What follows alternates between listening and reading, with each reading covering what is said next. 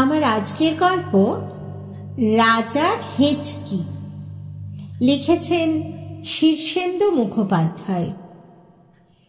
এই যে বলাই বাবু, নমস্কার। তা খবর টবর সব ভালো তো? হ্যাঁ, তা খবর তেমন খারাপও কিছু নয়। বাজারে নতুন ফুলকপি উঠেছে, রাঙা মূলো পাওয়া যাচ্ছে, সরেস নলেন গুঁড়ো এসে গিয়েছে, টাটকা কই মাছের আমদানিও ভালো। কিন্তু আপনাকে তো ঠিক চিনলাম না। আপনি কি নবকিশোর রায়কে চেনেন? নবকিশোর? না মশাই, নবকিশোর নামে কাউকে তো মনে পড়ছে না। তাহলে বটকৃষ্ণ বাড়ুজ্জে? বটকৃষ্ণ নামটা শোনা শোনা হলেও চেনা চেনা লাগছে না তো। মহানন্দ তলাপাত্র নামের কাউকে কি চেনা ঠেকছে? না মশাই, মহানন্দ নামটা শুনেছি বলেই মনে পড়ছে না।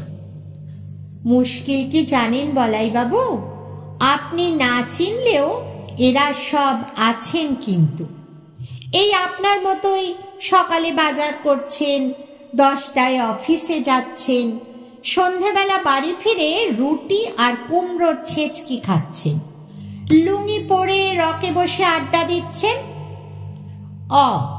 তা হবে, কিন্তু এদের কাউকেই আমি চিনি না মশাই।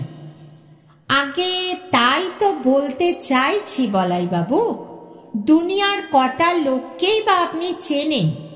চেনা তো বড় সহজ কাজও নয়। লোকও যে হাজারে বিচারে, লাখো লাখো, কোটি কোটি।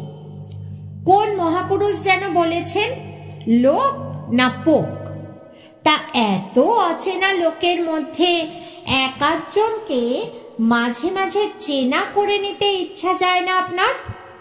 এই ধরুন, নবকিশোরকে আপনি চেনেন না, কিন্তু নবকিশোরের ছেলে কৃষ্ণকিশোরের সঙ্গে ফস করে যদি আপনার মেয়ে টেপির বিয়ে হয়ে যায়, তাহলে নবকিশোর কি আর আপনার অচেনা থাকবে? টেপির বিয়ের কথা উঠছে কেন মশাই? টেপির তো মোটে 11 বছর বয়স। আহা, কথার কথা বলছি আর কি। কৃষ্ণকিশোরেরও মোটেই বিয়ের বয়স হয়নি, সবে 17 পড়েছে। তাই বলছিলুম, অচেনা লোক বলে কি দূরে ঠেলে রাখা ভালো? কার সঙ্গে কখন কোন সূত্রে চেনা পরিচয় হয়ে যায় তার তো কোনো ঠিক নেই। এই যে আমি, গতকাল পর্যন্ত কি আমার সঙ্গে আপনার চেনা ছিল? আজ কেমন হুট করে চেনা হয়ে গেল বলুন তো? না মশাই, চেনা এখনো হয়নি। আপনাকে আমি মোটেই চিনি না। ওই তো আপনার দোষ বলাই বাবু। চিনবেন না বলে গোঁ ধরে থাকলে কি আর চেনা যায়? আমি হলুম গে গোবিন্দলাল। তা ভালো, পরিচয় পেয়ে বড় খুশি হলুম। আমি তাহলে আসি। বিলক্ষণ, আসবেন বই কি। তা চলুন, আমিও ওই দিকেই যাব কি না।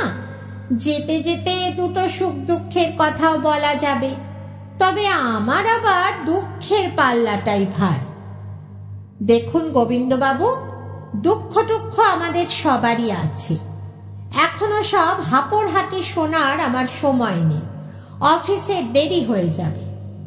তা তো বটেই, তবে কিনা আজ একটু দেরি হলেও তেমন ক্ষতি নেই। রোববারের অফিস তো। আজ রোববার বুঝি? একেবারে খেয়াল ছিল না। অফিস না থাকলেও আমার অনেক কাজ আছে গোবিন্দবাবু। সে আর বলতে, রোববার তো আপনার গেঞ্জি আর আন্ডারওয়্যার কাচার দিন, এ কে না জানে। এছাড়া করালি বাবুর সঙ্গে জমিতে বেড়া দেওয়া নিয়ে বকেয়া ঝগড়াটাও মুলতুবি রয়েছে। রোববারে কিস্তির কাজিয়াটাও সারতে হবে। তারপর ধরুন বেলা 11টায় লক্ষ্মীকান্ত বাবুর সঙ্গে এক পাট্টি দাবা খেলা আছে। রোববারে যে আপনার দম ফেলার সময় থাকে না, এও সবাই জানে কি না? আপনি তো খুব ঘোরের লোক মশাই। আমার সম্পর্কে এত খবর পেলেন কোথায়? আপনি পুলিশের চট্টর নন তো? ঘাবড়াবেন না বলাই বাবু, আমি আসলে একজন দুঃখী লোক। একটা খারাপ খবর দিতেই আপনার কাছে আসা। খারাপ খবর? কিরকম খারাপ খবর মশাই? কাটোয়ায় আমার 90 বছরের বুড়ি পিসি থাকেন। তা পিসি হঠাৎ মারা টারা যাননি তো? আমার রাঙা মামার ক্যান্সার হয়েছিল বলে একটা উড়ো খবর পেয়েছিলাম। তার কিছু হলো টলো নাকি? হ্যাঁ মশাই, টাটা কোম্পানির শেয়ারের দর কি হঠাৎ পড়ে গিয়েছে? আমার চিরশত্রু কালো বরণ কি লটারি পেয়েছে, নাকি টেরাকেষ্ট জেল থেকে ছাড়া পেয়েছে? সে বলেছিল বটে জেল থেকে বেরিয়ে আমাকে দেখে নেবে। হ্যাঁ মশাই, বিষ্টুবাবু কি তার 2000 টাকা ধার আদায় করতে আসছেন? আমার নামে হুলিয়া জারি হয়নি তো? নাকি কেউ আমাকে মারার জন্য গুন্ডাদের সুপারি দিয়েছে? না মশাই না, খবরটা খারাপ হলেও আপনার ভয় নেই। কথাটা হলো আমার চাকরিটা গিয়েছে।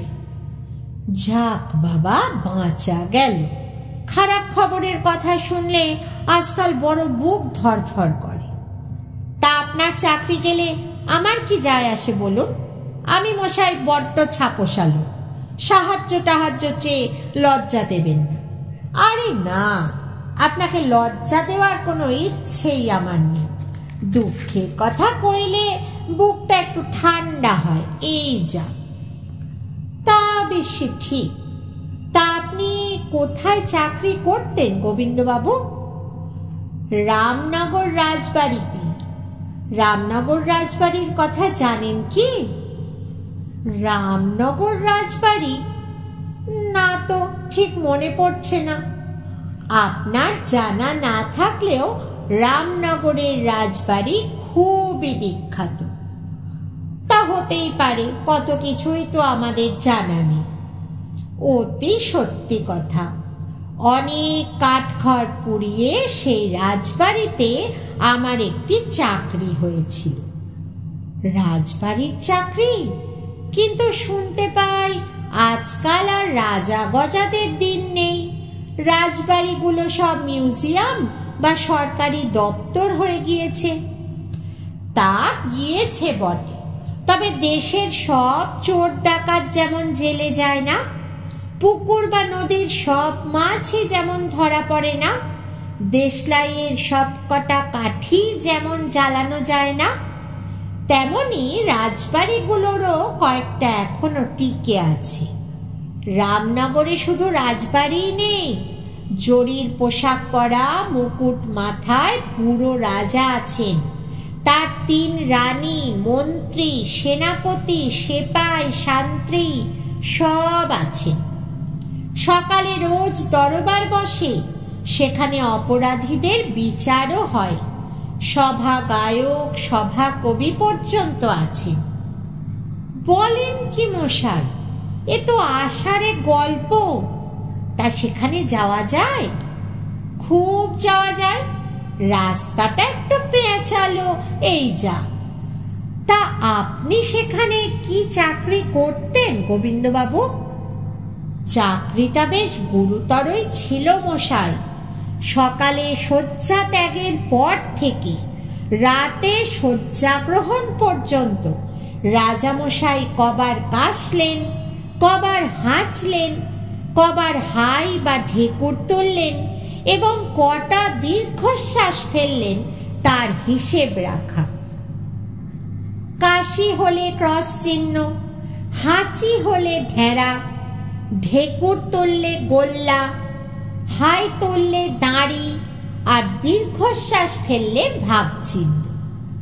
রাত্রিবেলা বুড়ো রাজবৈদ্য সেগুলো যোগ দিয়ে হয়তো দেখলেন রাজামশাই 22 বার কেশেছেন, 11টা হাঁচি দিয়েছেন, 132টা ঢেকুর আর 13টা হাই তুলেছেন। সেই বুঝে তিনি রাজার জন্য নানা ওষুধের ব্যবস্থা করতেন। এ তো ভারী মজার চাকরি মশাই। আরে না মশাই, মোটেই মজার চাকরি না। রাজার হাঁচি কাশির হিসেব রাখতে গিয়ে আমার নিজের নাওয়া খাওয়া শিখে উঠল। সারাক্ষণ রাজামশাইকে নজরে নজরে রাখতে হয়। একটা হাঁচি কাশির এদিক ওদিক হলেই বেতন কাটা যেত। তা রাজবাড়িতে বেতনটা কিরকম ছিল গোবিন্দবাবু? তা সেটা খুব মন্দ ছিল না। মাসে 5 মোহর। মোহর মানে সোনার মোহর? আজ্ঞে, সেখানে এখনো মোহরেরই চল কি না?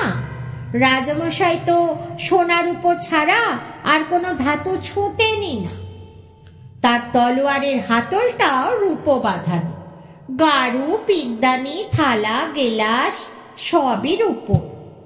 ওহ, এ তো ভাবা যায় না মশাই। মাসে 5 মোহর মানে তো 50-60 হাজার টাকা। রীতিমতো শাঁসালো চাকরি মশাই। তা সেটা খোয়ালেন কি করে? সেটাই তো দুঃখের কথা মশাই। একদিন রাতে রাজামশাই খেতে বসেছে। কাশ্মীরি পোলাওয়ের সঙ্গে মাছের নবরত্ন কালিয়া, মোগলাই দমপোক্ত, মাংস, মুড়ি ঘন্ট, মুর্গ মাসাল্লাম, চিংড়ির মালাইকারি, আলু বখরার চাটনি, নলেন গুড়ের পায়েস, রাবড়ি, রাঘব শাহী আর সর ভাজা। বাবা রে বাবা, এ যে এলাহি ব্যবস্থা মশাই। বলি রাজা গজাদের কি ব্লাড সুগার, কোলেস্টেরল, হার্ট ডিজিজের ভয় নেই? নিদেন গ্যাস অম্বল অথবা পেপসিয়া তো হতেই হবে। আপনার আমার মতো চুনোপুটিত নন। 6.5 ফুট লম্বা, ইয়া বুকের ছাতি, পেল্লায় ভুঁড়ি, থামের মতো পা, মুগুরের মতো হাত। বুঝেছি বুঝেছি, তারপরে কি হলো তাই বলুন। হ্যাঁ হ্যাঁ, সেই দুঃখের কথাটাই বলি। মাংস চিবোতে গিয়ে রাজামশাই একটা লঙ্কা চিবিয়ে ফেলেছিলেন। সে এমন ঝাল লঙ্কা যে রাজামশাই একেবারে নাকের জলে চোখের জলে অবস্থা। ঝালের চোটে হেঁচকি উঠে গেল। আর সে কি হেঁচকি মশাই!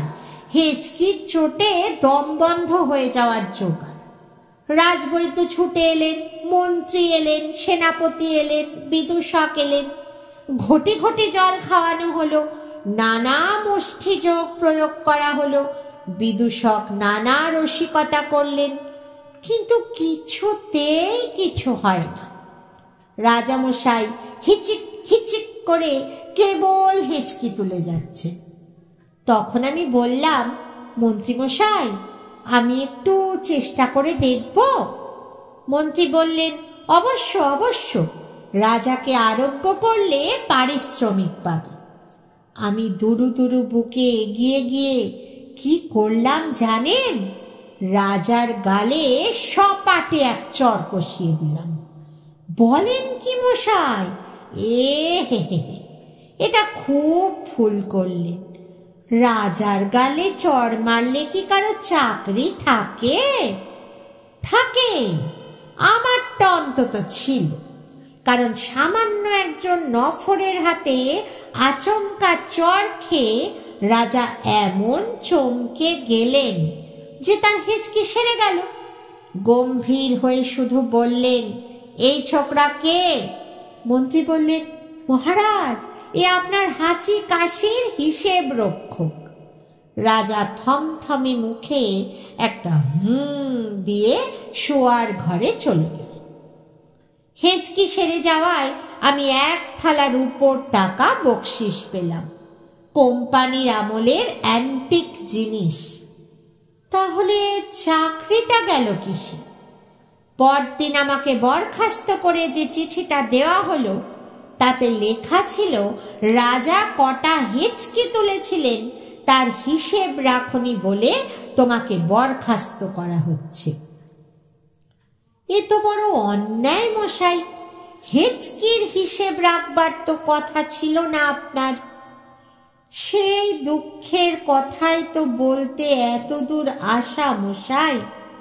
তা বলাই বাবু, 1855 খ্রিস্টাব্দে ইস্ট ইন্ডিয়া কোম্পানির এই রূপোর টাকাগুলোর কিরকম দাম হবে বলতে পারেন? ভাবছি কয়েকটা বেচে দেব। যদু স্বর্ণকার 500 করে দিতে চাইছে। খুব ঠকা হবে কি? এই যে দেখুন না। আহা, হাটে বাজারে এমন জিনিস বেচবার দরকার কি আপনার? এই দরে আমি না হয় সব কটা কিনে নিচ্ছি। নেবেন? তা নিন না।